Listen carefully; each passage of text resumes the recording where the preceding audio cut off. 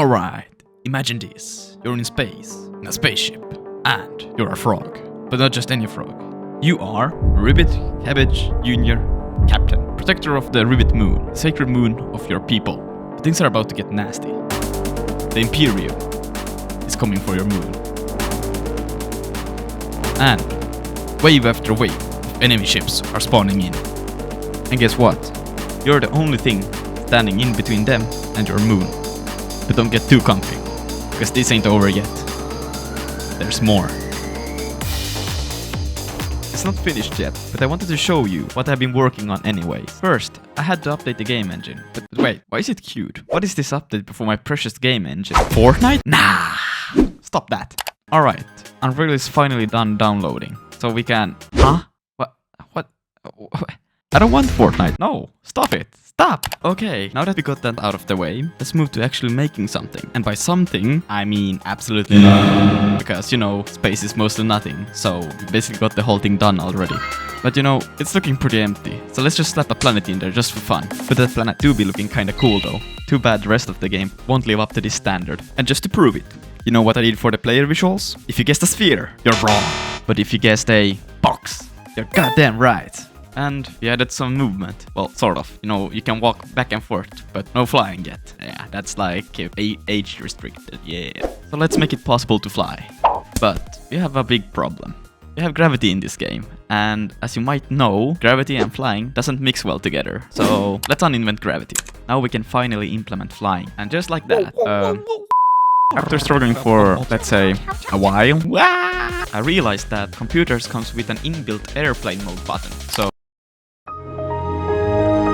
bada bing bada boom. Just like that, we're airplaning for heaven's sake. I'm literally flying on a spaceship, a box, right now in space. Now this might look like your everyday flying microwave, but no, this microwave can also manifest lasers out of thin air.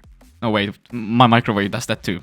Damn. Now, it was looking a bit empty. Just the planet, me, and my lasers. Clearly, we need more rocks. So I continued to follow along this tutorial on how to create a planet with asteroids, and added a asteroid belt. Then the dude in the tutorial added this epic shimmering effect. And I was like, damn, I'm totally adding that. That looks cool. So I continued to follow the tutorial and ooh-wee, that's bright. I swear I saw Jesus. So after becoming temporarily blind, I decided not to add the cool shimmering effect. But hey, at least we got some shitty floating rocks floating around the planet right now. So, you know, that's pretty cool, I guess. Now, I want you to pay close attention, because what I'm about to tell you will be completely irrelevant for the rest of the video. I want there to be resources in this game. So I started by creating some resource asteroids. I made them bounce, because, you know, that is what asteroids do when you shoot at them. But you know what else these asteroids need? Explosions! Which, by the way, will be relevant for the rest of the video. So I created the explosion texture in Photoshop, and I got my hands dirty with Unreal Engine's Niagara's particle system, which honestly is a great tool. And yeah, they turned out pretty well. I'm pretty happy about them. Then I made the asteroids spawn resources when they explode. But wait, what? What is that? Replay. Gravity? I thought I already uninvented it. Alright. I added the first enemy, Red Boy. He's back from my previous game. And this time, he got a third dimension. Wow. Pretty cool, eh? But right now, he's pretty basic. He follows you, shoots at you, and kills you, which makes the game crash. So just don't die. Then I created a spawner for the enemies. Basically, it selects a random position around the planet and creates a sphere for the enemies to spawn in. And I created some AI behavior magic, and blam! Now we got an enemy with a machine gun. But hey, it does look pretty cool how they just dive in on you right now. Now, I can find Waldo in like 10 seconds. There he is! But these enemies, they're basically ninjas, freaking impossible to spot. So I added some indicators, because I'm not here to play hide and seek. I'm here to play seek and destroy. Now, remember that old annoying sound for the blaster? Yeah, I changed it. Not sure if it's less annoying, but hey, at least now only 16 blaster sounds can be played at once. So, no more stacking sounds driving you crazy. Then I made the enemy spawn work properly. So now, after the first wave, it spawns another wave. And after that wave, it spawns another wave. And after that wave, yeah, you get the idea. Now, as you know from my previous video, assuming you have watched that, if you haven't, go watch it right now. Just kidding. We cool. Or are we? But anyway, it's not just about the red boys. We also need the blue boys and the orange boys. So now, the spawner can summon all of these boys. And holy shit, the orange one shoots fast. It's kinda cool though. Next, I added a way cooler spawn effect, or at least I think so. And now, spawn system is working pretty well, if I do say so myself.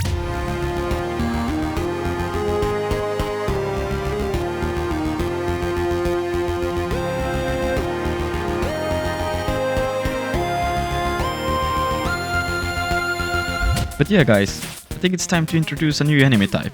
Green Boy. He's officially taking over Red Boy's job. But what about Red Boy, you ask? No worries, he's still around as a suicide bomber. Yeah, things didn't exactly go well for Red Boy. And you know, because there's so much stuff in space like air and stuff.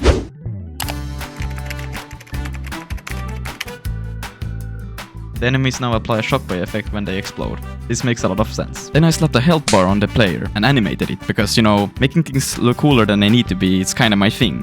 And for our good old suicide bombers, they now deal damage to nearby entities, including other bombers. Which means you can now play an explosive game of dominoes with the enemies. Honestly, who thought making Red Boys explode next to each other was a good idea? This is what happens when the enemies hires interns. But I won't lie, it's kinda satisfying though. Alright, things have gotten a bit too easy. So I think it's time to raise the stakes. Time for something bigger, something greater, something purple. Behold, the mothership. A fearsome giant purple sphere, the destroyer of worlds, a titan of the cosmos. It obliterates anything that dares to stand in its path, summoning fleets of smaller ships to do its bidding. It just leaves nothing but destruction. Feeding shadows. Or at least, that's the plan. Right now, it's just a sketch and a purple sphere that dies in like 2 shots. Yeah, don't blink or you will miss it. But hey, it got a laser. And I spent a solid 4 hours making that bad boy. Ha ha. Then I added a boss spawn effect using the Niagara system. Then I thought, why do I not add some camera shake for the boss entrance? Perfect! Now it looks like you're in a blender. Now, the boss entrance looks pretty epic, but it does not make the boss harder to defeat. So, I slapped the shield on it. Yeah, that will make the boss harder. Now, while the shield is up, you can't do any damage to the boss. So, you may be asking, what the hell am I supposed to do then? Just die and let the game crash? Well, no. Luckily for you, the interns over at Evil Corp made another design flaw. Conveniently, the mothership spawns Red Boys. So you can use them to deactivate the shield. Then you can kill the boss in still just 2 shots. Yeah! I'll increase that health eventually. But you know what else you can do with a fancy shield component like this?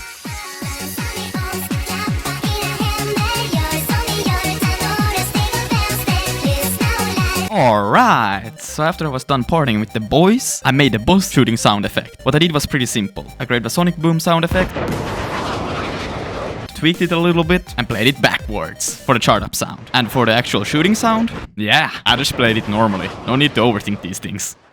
Then I added a health bar for the boss, because what's a boss without a health bar? A boss without a health bar, and we don't want that. But then I also put in some numbers there, because what's a health bar without numbers? Just a bar, and we don't want that either. But do you know what we do want? A frog called Ribbit Cabbage Jr. Shout out to Samantha Clayton, CK5QW, for suggesting him to my last game. Well, we brought him over here instead. So I got him all sketched out, but something is missing. Oh right, he's got to look professional. What's that hat called from Team Fortress 2? Bill's hat! Slap that on! Now he looks like he knows what he's doing, unlike me who's still winging it. Now, what about that sad little box spaceship that we have been flying around? Kinda silly, right? Not anymore! I made a quick model in a blender. See ya!